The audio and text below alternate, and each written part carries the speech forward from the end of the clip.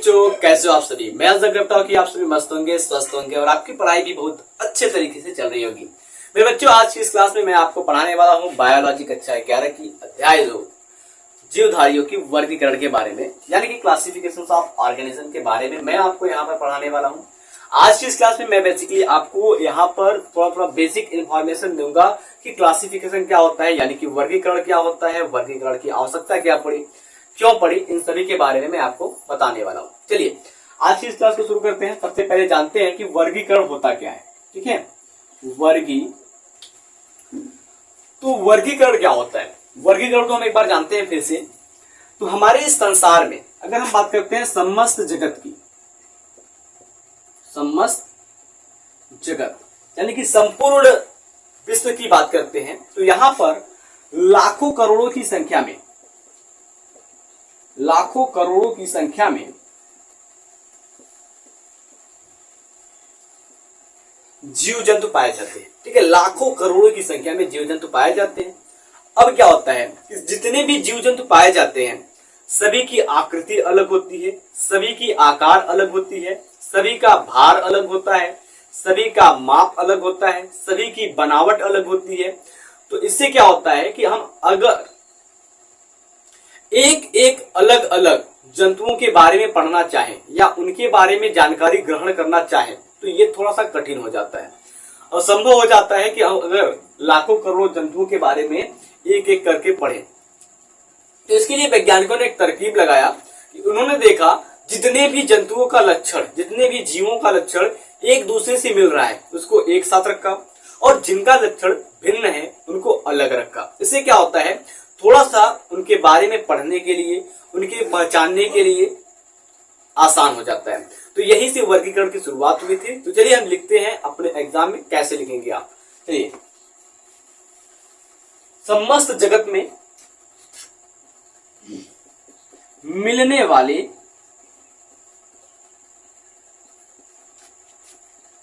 जीवों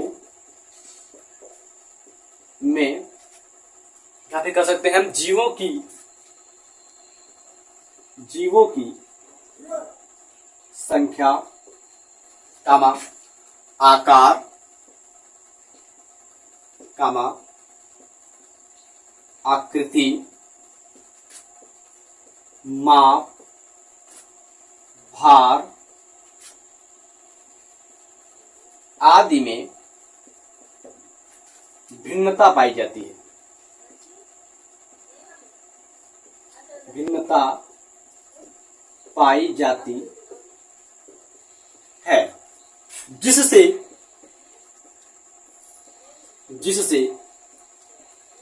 समस्त जीवों का अलग अलग अध्ययन करना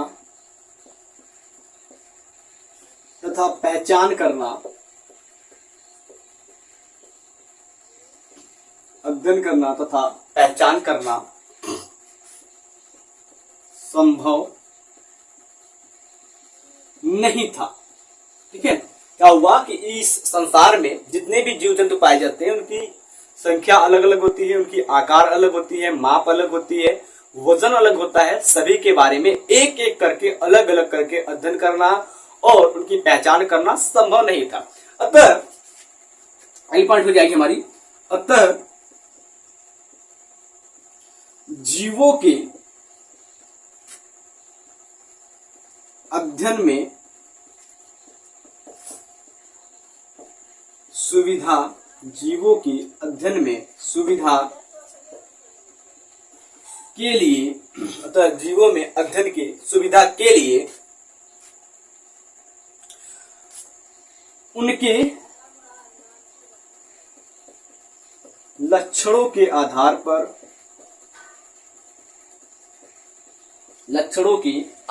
पर बड़े व छोटे समूह में बांटा गया है। बांटा गया है, जिससे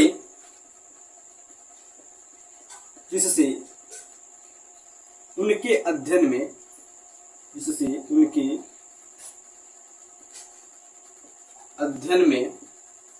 उनके अध्ययन में सरलता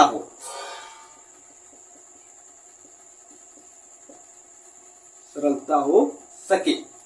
ठीक है, यही हमारा क्या कहलाता है, वर्गीकरण कहलाता है। ये इतनी कहानी है।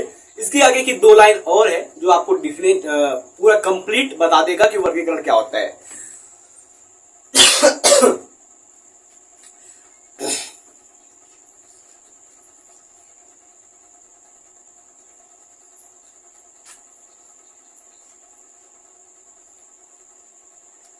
इससे क्या होता है, तो पूरा इसका समरी क्या होता है, पूरा कहानी मेन क्या है, इसका सारांश क्या है, उसको देखते हैं कि जीवों की उनकी सम तथा विषम लक्षणों के आधार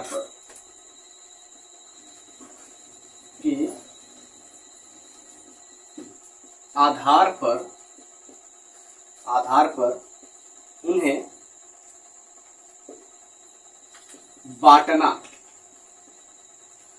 वर्गीकरण कहलाता है।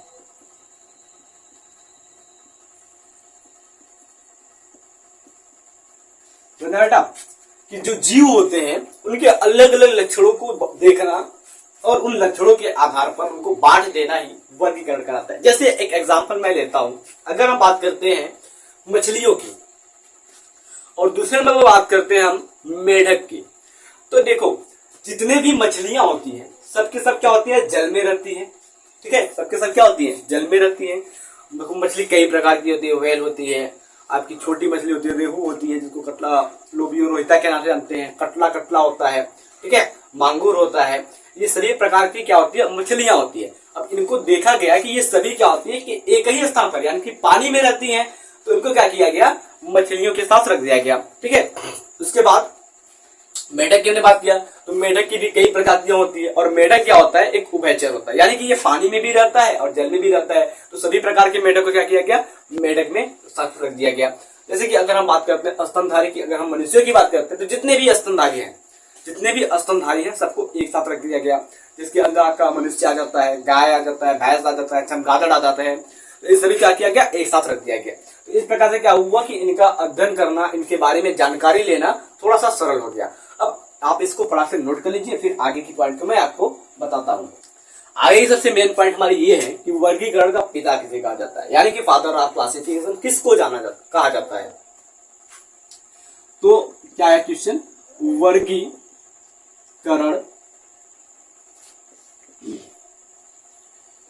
के जनक। वर्गीकरण के जनक की बात करते हैं तो वर्गीकरण के जनक कैरोलस लीनियस को कहा जाता है, यानी कि आधुनिक वर्गीकरण के जनक कैरोलस लीनियस है। ठीक है, यहां पर क्वेश्चन हो जाएगा आधुनिक वर्गीकरण के जनक तो कैरोलस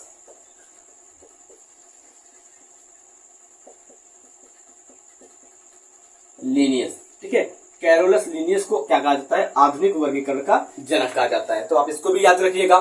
ठीक है, father of modern classification Carolus Linnaeus father of modern classification, इतना याद रखिएगा। आगे बात करते हैं कि वर्गीकरण की आवश्यकता क्यों पड़ती है। मैं बहुत 60 शब्दों में बताने वाला हूं, आपको अच्छे से समझ में आ जाएगा। चलिए आप बने रहिए हमारे साथ।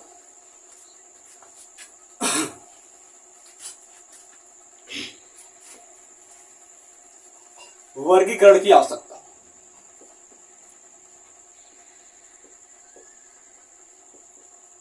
वर्गीकरण की आवश्यकता, जिसको इंग्लिश में कहते हैं need of classification. Need of classification की बात करते हैं कि वर्गीकरण की आवश्यकता क्यों पड़ी। जैसे कि अभी ऊपर की लाइन में बताया कि इस जगत में, इस संसार में लाखों करोड़ों की संख्या में जीव जंतु रहते हैं और सभी की आकृति, सभी की बनावट, सभी की वजन में काफी ज्यादा भिन्नता देखने को मिलती है, काफी ज्यादा वेरिएशंस देखने को मिलती है। जिसकी वजह से सभी को पहचानना, सभी के बारे में अध्ययन करना थोड़ा सा कठिन हो जाता है। तो अब क्या होता है कि वर्गीकरण जो आता है सबसे पहला काम ये करता है कि सभी जीवों के बारे में जानकारी ग्रहण करने के लिए वो सरलता प्रदान कर देता है। यानी कि सबसे पहला हमारा क्या हो जाएगा, अध्ययन में सुविधा। पहला क्या हो जाएगा हमारा, अध्ययन में सुविधा। ठीक है, अध्ययन में सुविधा हो जाएगा। अब कैसे हो जाएगा, देखो संसार में करोड़ों की संख्या में जीव जंतु रहते हैं, प्रत्येक का अध्ययन करना थोड़ा सा कठिन था, सुविधाजनक नहीं था। अब अध्ययन की सुविधा हेतु समान लक्षण वाले जीवों को एक साथ रखा गया और असमान लक्षण वाले जीवों को दूसरे संग में रखा गया। इससे क्या होता है कि अगर हम किसी समूह के एक जीव के बारे में अध्ययन कर लेते हैं तो यह माना जाता है कि उस समूह के समस्त जंतुओं का हम अध्ययन कर लेंगे। तो अध्ययन में सुविधा क्या होता है, तो लिखेंगे हम यहां पर संसार में करोड़ों जीवों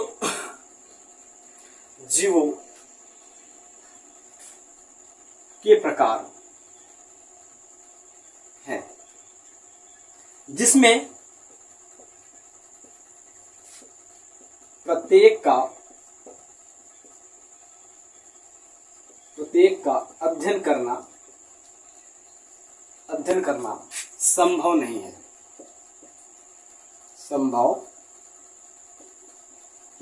प्रत्येक का अध्ययन करना क्या है, संभव नहीं है। तो अब हम लिखेंगे अगले पॉइंट पे, अध्ययन की सुविधा हेतु, अध्ययन की सुविधा हेतु समान लक्षण वाले जीवों को एक समूह में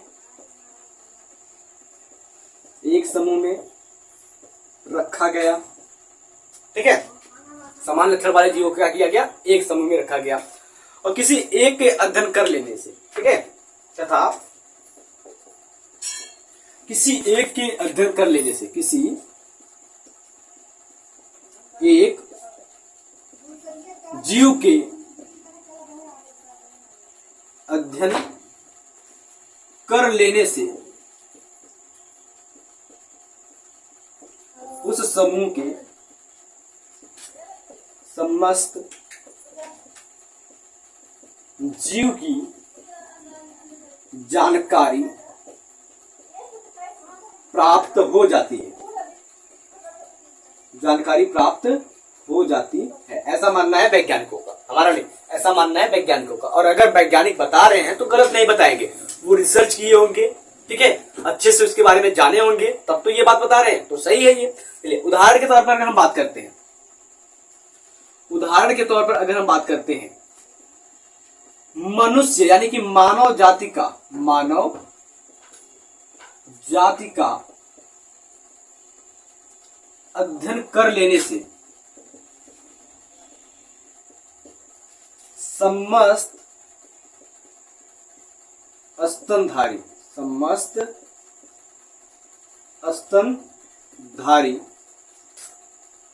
का अध्ययन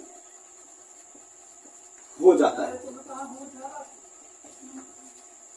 ठीक है, अगर हम बात करते हैं मनुष्य जाति यानी कि मानव जाति की अध्ययन कर ली जाए तो ऐसा माना जाता है कि समस्त स्तनधारी यानी कि जितने भी बच्चे पैदा करने वाले जीव होते हैं, जितने भी अपने बच्चों को दूध पिलाने वाले जीव होते हैं, सभी का अध्ययन कर लिया। इसके अंदर आ जाता है आपका चमगादड़ आता है, मनुष्य, गाय, भैंस सभी आ जाते हैं। ठीक है, ये हो गया पहला पॉइंट कि वर्गीकरण की आवश्यकता क्यों पड़ी, अध्ययन में सुविधा के लिए। अब अगर हम बात करते हैं दूसरे पॉइंट की, तो दूसरा पॉइंट क्या होता है कि वर्गीकरण की आवश्यकता क्यों पड़ी। दूसरे पॉइंट में हो जाएगा जैव विकास के ज्ञान का क्रम। देखो जैव विकास के ज्ञान का क्रम का मतलब ये होता है कि किस जीव का विकास कैसे कैसे होता है, उसके बारे में थोड़ी सी जानकारी प्राप्त हो जाती है वर्गीकरण से। ठीक है, चलिए दूसरी पॉइंट क्या हो जाएगी हमारी, दूसरी पॉइंट हो जाएगी जैव विकास के ज्ञान का क्रम। जैव विकास के ज्ञान का क्रम। ठीक है, जैव विकास के ज्ञान का क्रम दूसरा पॉइंट हमारा हो जाएगा। तो यहां पर क्या हो जाता है, जीवों के वर्गीकरण का अध्ययन करने से जीवों के विकास के संबंध में जानकारियां प्राप्त होती है। ठीक है, अगर उदाहरण की बात करते हैं, यदि जंतुओं के वर्गीकरण करते हैं तो एक साथ देखें तो सरल संरचना वाले जीवों से हम आगे की ओर बढ़ते हैं जटिल संरचना वाले जीवों में। जैसे अगर हम बात करते हैं तो सरल संरचना वाले जीवों की बात करते हैं तो हमारा आ जाता है यहाँ पर पोरीफेरा, ठीक है, जिसमें साइकान वगैरह आते हैं। और जटिल संरचना वाले जीव की बात करते हैं तो यहाँ पर आ जाता है एनिलिडा, जिसमें केचुआ वगैरह आते हैं। ठीक है, तो यहाँ पर लिखेंगे हम जीवों के वर्गीकरण का अध्ययन करने से जीवों के वर्गीकरण का अध्ययन करने से जीवों के वर्गीकरण का अध्ययन करने से जीवों के विकास का क्रम करने से जीवों के विकास का क्रम ज्ञात हो जाता है। जीवों के विकास का क्रम ज्ञात हो जाता है। समझ में आया बेटा? अगर हम जीवों के वर्गीकरण का अध्ययन करते हैं तो जीवों के विकास का क्रम भी हमें पता चल जाता है कि किस जीव का विकास कब हुआ था, उसके बाद किसका विकास हुआ, यानी कि उससे किस चीज का विकास हुआ, इन सभी चीजों का हमको पता चल जाता है। अब अगर हम उदाहरण की बात करते हैं, उदाहरण की अगर हम बात करते हैं तो यदि जंतुओं की वर्गीकरण को एक साथ देखें तो सरल संरचना वाले जीव यानी कि पोरीफेरा से जटिल संरचना वाले जीव जैसे कि एनिलिडा के विकास का क्रम हमें दिखाई देता है। तो क्या हो जाएगा यहाँ पर, जंतुओं के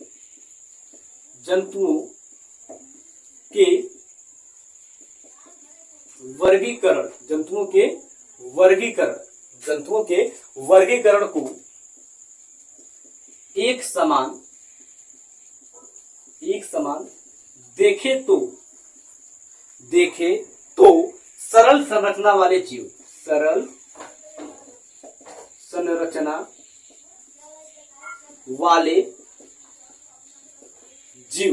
संरचना वाले जीव किसको कहेंगे हम, पोरीफेरा।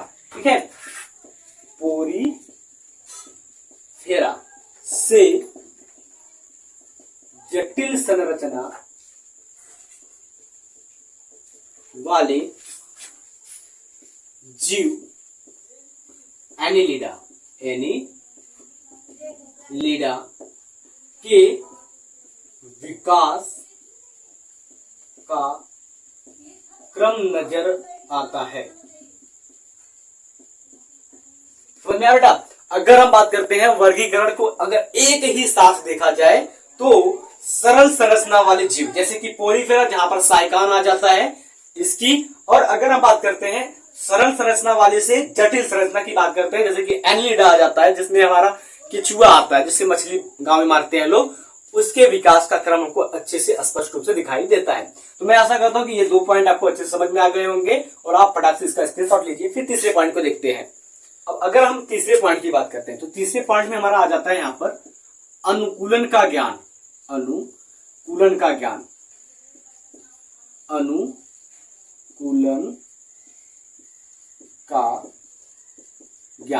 ठीक है, नॉलेज ऑफ एडाप्टेशन।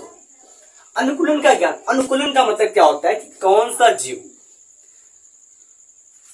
किस वातावरण के अनुसार अपने आप को ढाल लेता है। ठीक है, ये अनुकूलन कहलाता है।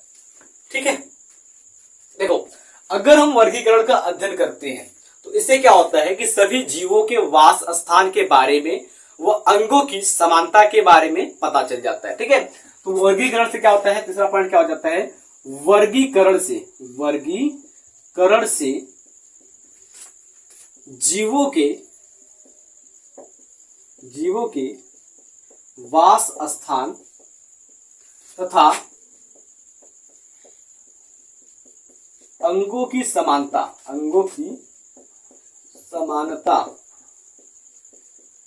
का ज्ञान हो जाता है। अंगों की समानता का ज्ञान हो जाता है। देखो अगर हम बात करते हैं वर्गीकरण से जीवों के वास स्थान, जी हाँ, वर्गीकरण से जीवों के वास स्थान का भी हमें नॉलेज हो जाता है। जैसे अगर हम बात करते हैं तो इस पृथ्वी पर कई प्रकार के जीव रहते हैं।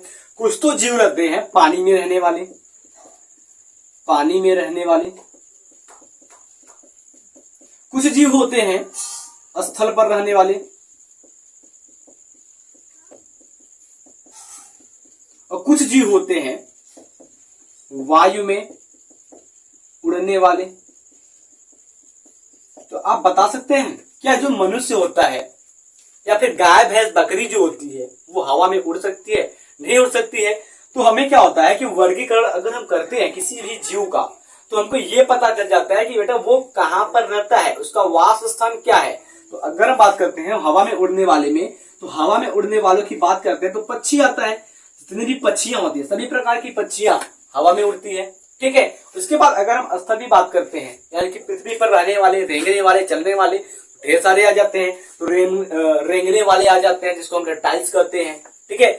स्तनधारी आ जाते हैं जैसे हम लोग मनुष्य आते हैं। ढेर सारे प्रकार के पौधे आ जाते हैं, ठीक है। उसी प्रकार से अगर हम कहते हैं पानी में रहने वाले, तो पानी में रहने के लिए मछलियां होती हैं, मछलियां होती हैं, और कुछ जलीय पौधे होते हैं जैसे हम शैवाल की बात करते हैं, शैवाल की बात करते हैं। इसके अलावा बहुत सारे जीव हैं जो पानी में रहते हैं। पक्षियों के अलावा बहुत सारे जीव हैं जो वायु में उड़ते हैं। छोटे छोटे कीट मकोड़े भी होते हैं, कीड़े भी होते हैं, तितलियां होती है, ये सभी वायु में उड़ते हैं। और स्थल पर रहने वालों की बात करते हैं तो मनुष्य हो गया सबसे पहला, सबसे अच्छा उदाहरण मनुष्य हो गया। आपके सभी प्रकार के स्तनधारी होते हैं, चमगादड़ भी होता है इसमें जो कि हवा में भी रहता है, ठीक है। मनुष्य आदि की बात करते हैं तो वो पृथ्वी पर रहता है। तो इस प्रकार से क्या होता है कि अगर हम वर्गीकरण करते हैं, क्लासिफिकेशन करते हैं, तो हमको धीरे धीरे क्या होता है जीवों के वास स्थान की भी पता चल जाती है। अब बात करते हैं अंगों की समानता की। देखो जितने भी समान अंग वाले जीव होते हैं सभी के सभी क्या होते हैं एक अलग समूह में रखा गया है। जैसे जितने भी हवा में उड़ने वाले जीव होंगे सभी के पास पंख होता है, चाहे वो छोटा सा पंछी हो या फिर बहुत बड़ा सा हो, चाहे वो छोटा सा कीट हो या फिर बहुत बड़ा कीट हो, सभी के पास पंख होता है। और अगर हम बात करते हैं पानी में रहने वाली, तो जितनी भी मछलियां होती हैं सभी के पास मछलियों की तरह शरीर की बनावट होती है, ठीक है। इस प्रकार से क्या होता है अनुकूलन का ज्ञान हो जाता है। तो ये 3 पॉइंट रही जो हमें वर्गीकरण के फायदा को बताती है, ठीक है। और ये इसीलिए हमें वर्गीकरण की आवश्यकता पड़ी थी। तो मैं आशा करता हूँ कि ये 3 पॉइंट आपको अच्छे से समझ में आ गई होगी। तो ये मिलते हैं आपसे अगले क्लास में, तब तक के लिए जय हिंद, जय भारत।